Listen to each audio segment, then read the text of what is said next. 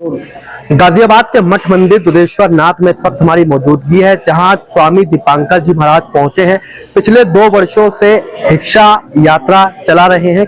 भिक्षा यात्रा के जरिए क्या कुछ मांगने की कोशिश कर रहे हैं। हमारे साथ में महाराज जी मौजूद है। महाराज जी बहुत स्वागत है आपका, बहुत शुभकामनाएं, बधाई आपको कि आपकी यात्रा को 2 वर्षों से अधिक का समय हो चुका है। क्या कुछ आप संदेश देना चाहते हैं इस भिक्षा यात्रा के जरिए? आज महत्वपूर्ण संदेश तो महाराज जी ने दिया, पूज्य महंत नारायण गिरी जी ने दिया, जो हमारे बड़े भी हैं, कि मैं कम से कम चट्टान की तरह साथ खड़ा हूं कि हिंदू एक हो, संगठित हो, और अगर जो आज संगठित नहीं हुआ तो भविष्य में संगठित होगा, इसका कोई उम्मीद नहीं है।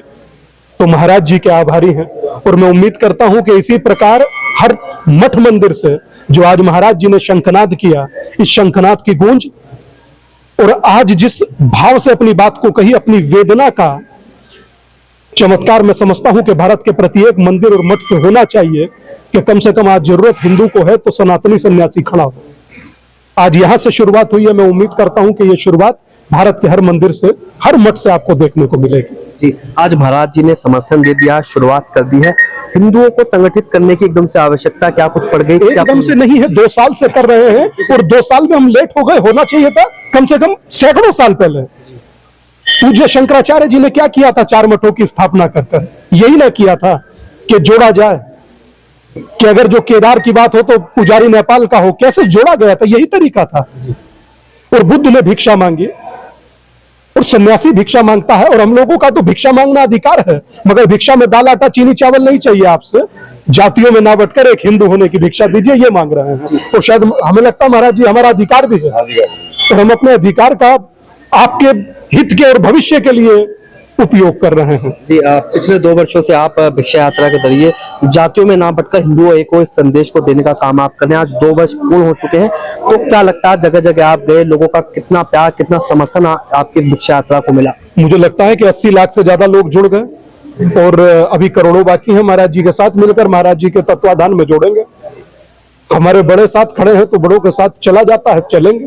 2 साल के इस लंबे पीरियड में कहाँ ये यात्रा गुजरी और क्या कहीं विरोध भी देखने को मिला इस यात्रा का? विरोध वो लोग करते हैं जिन्हें बटा हुआ समाज अच्छा लगता है।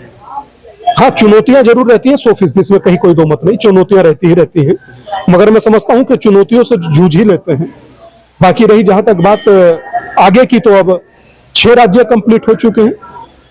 उत्तर प्रदेश से शुरू हुई उत्तराखंड, उत्तराखंड से दिल्ली, दिल्ली से हरियाणा, हरियाणा से हैदराबाद, हैदराबाद से बिहार और अभी हिमाचल। महाराज जी, पिछले 2 वर्षों से आप हिंदुओं को एकजुट करने का प्रयास कर रहे हैं, तो वहीं जो विपक्षी पार्टियां हैं वो लगातार जातिगत जनगणना की बात कर रही है।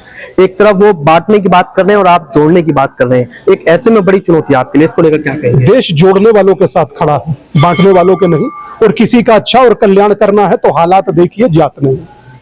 धन्यवाद। बिल्कुल। महाराज जी का आखिरी सवाल और है, सरकार से क्या आपने इस मामले को लेकर बातचीत की? जब कोई एडमिशन के लिए जाता है या कोई विभाग के लिए जाता है तो लोग जात पहले देखते हैं, वहां जात का कॉलम भरना पड़ता है, कास्ट का कॉलम भरना पड़ता है। इसको लेकर आप क्या कुछ कहेंगे? आगे आने वाले समय में कागज के पर्चों से मिट जाएगा ये नाम, हिंदू हिंदू लिख सकेगा, गर्व से मैं उम्मीद करता हूँ। संगठित हो रहा है, संगठित सनातन मजबूत भारत, अगर जो नहीं होगा तो धूल बनकर उड़ जाएगा। बहुत शुक्रिया। देखिए, दीपांकर जी महाराज इस वक्त हमारे साथ में थे। बातचीत के लिए मठ मंदिर दुधेश्वर नाथ के जो पीठाधीश्वर हैं, जूना अखाड़ा के अंतर्राष्ट्रीय प्रवक्ता हैं, महंत जी क्या कुछ कहेंगे? दीपांकर जी महाराज पहुंचे, आपने सपोर्ट दिया, इनकी यात्रा को किस तरह से आप देखते हैं? हिंदुओं को संगठित करने का काम पिछले 2 वर्षों से कर रहे हैं। देखिए, पूरा भारत में इस टाइम में स्थिति बना हुआ है, संभल देखते हैं, बांग्लादेश की स्थिति है, वो सारी चीजों को देखते हुए विशेष रूप से चक्रपाणी जी ने हमें बोला कि मैं भगवान दुधेश्वर का पूजा करना चाहता हूं और विशेष रूप से आपका आशीर्वाद लेना चाहता हूं। तो मैंने बोला आपके साथ हमारा शुभकामना है, और विशेष करके हम भी इस विषय को समय समय पर उठाते रहते हैं कि हम हिंदू समाज जो है वो, मैं कभी ये तो नहीं कहता हूँ कि वो समाप्त हो जाए, जातियां समाप्त हो जाता है। हृदय रूपी एक मंच पर आकर लोग अपनी आवाज उठाएंगे, सब एक संगठित होंगे, तो निश्चित रूप से आने वाले समय में, जैसे योगी जी बोलते भाई बटोगे तो कटोगे, और जो है अपने को जो है एक रहना है तो सेफ रहना है, तो मोदी जी भी ये जो निश्चित रूप से वातावरण बनते जा रहे हैं। और मेरा ये मानना है कि भारत में हमेशा से हिंदू बहुसंख्यक रहा है। हम लोग पराजित तो हो सकते हैं, जो है परास्त हो सकते हैं, पराजित हो सकते हैं, विजय एक दिन निश्चित होंगे। परास्त हो सकते हैं, पराजित नहीं हो सकते। ये ऐसा मेरा मानना जी है। महाराज जी, किस तरह से अब यात्रा में क्या आप शामिल होंगे? यात्रा में 2 साल यात्रा चली दीपांकर जी महाराज की, आप शामिल हुए या आप आने वाले समय में शामिल होंगे? नहीं, हम अभी तक तो शामिल नहीं हुए हैं। जब इनका 2 साल पहले प्रारंभ हुआ था तो भगवान का पूजन वूजन करके हमने शुरुआत करवाई थी, और समय समय पर जब वो बोलेंगे तो हम लोग शुरू होंगे, शामिल होंगे, और हम लोग भी समाज और हिंदू समाज के लिए पूरा सभी प्रांतों में जाके अपने जागरण लोगों में करते रहते हैं। बहुत शुक्रिया बातचीत करने के लिए। बिल्कुल जूना अखाड़ा के अंतर्राष्ट्रीय प्रवक्ता गाजियाबाद मठ मंदिर के पीठाधीश्वर महंत नारायण गिरी महाराज इस वक्त हमारे साथ मौजूद थे। महाराज दीपांकर जी से भी हमने बातचीत की। साफ तौर पर कहना है पिछले 2 वर्षों से हिंदुओं को संगठित करने का काम कर रहे हैं। भिक्षा यात्रा के दौरान में हिंदुओं से भिक्षा मांग रहे हैं कि आप लोगों को एक रहना है। साफ तौर पर कहना है निरंतर ये यात्रा लगातार चलती रहेगी।